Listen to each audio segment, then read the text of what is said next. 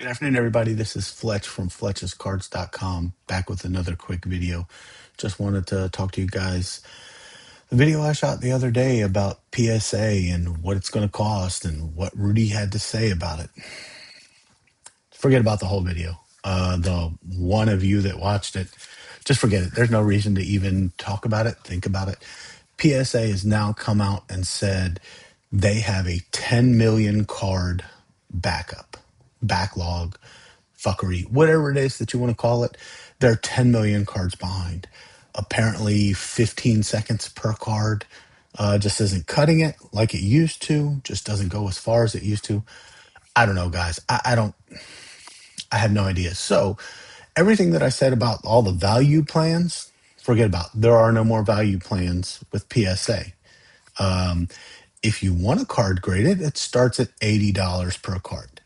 Now, some people say that's a good thing. And, well, maybe it is. Because now people aren't going to send in their stupid $5 Pikachu commons and try to put them in their grab bags or whatever garbage that people are doing nowadays with cards. It's ridiculous. Don't even ask. It's a waste. Where the industry is going right now, if this is what we're doing with graded cards, I'm glad that there's a delay. I'm glad that nobody's going to be doing graded cards anymore. I hope. But just in case you still want to, you can. Now, the tier that they're accepting cards at is about $500 a card. So, what cards out there in the modern age are going to be worth spending $500 to grade? How many cards are there after Scarlet and Violet that are worth that? I can think of a couple, but what happens if it doesn't come back at 10? What happens if you spend all that money and it doesn't come back at 10?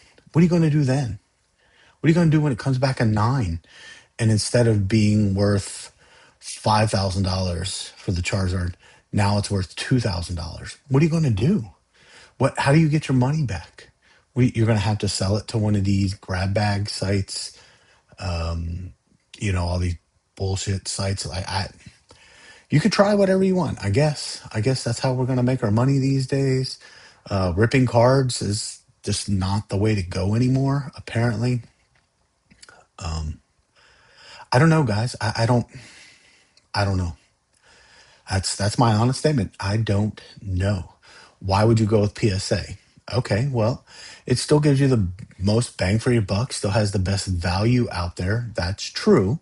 You're still going to get more money for a PSA 10 versus a CGC versus Beckett versus Rudy's company for now. Okay, so that's fine. It's all fine and good.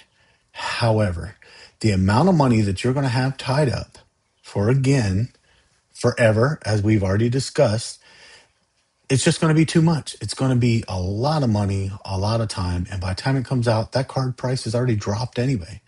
So, okay, so let's go to CGC instead because PSA is too expensive. They're not accepting cards, blah, blah, blah.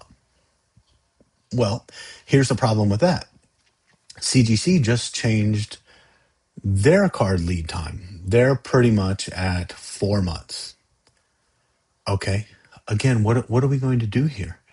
You want to wait 4 months? So the way Pokemon is releasing sets right now, by the time you get back your Mega Greninja that has a ungraded value of $400, by the time you get it back, what's it going to be?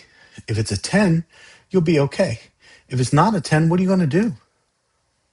What are you going to do? How much money, how much time did you waste when you could have flipped it on TCG or taken it to a card show or put it on eBay? Yes, you're going to pay fees. You're going to pay fees no matter what, pretty much. Or you could have sold it on Craigslist, eBay. You could have flipped it right now for $400 today. Or you could spend the money. Maybe it comes back at 10. Maybe it's worth $4,000. But maybe it comes back at 9 and it just sat for 6 months and now it's worth $1,000. Guys, do the math, figure it out. Stop messing around with PSA. Please, please, please, please, please do your research. They're shady as shit, just like eBay, just like TCG. I mean, everything that It's all the same. Buy the cards, keep the ones that you like, sell the ones that you don't. Build master sets, sell entire master sets. I just bought a Journey Together master set the other day. Guys, if you think that you're going to flip and use PSA to get rich, it's not happening unless you get lucky and find a card in a set that's going to actually get a 10, which it's not. It's just not, unless it got opened directly out of the pack, put in a sleeve, put in a hard sleeve, and stored until it was sold to you. You're not getting a 10. And even then, you're probably not getting a 10.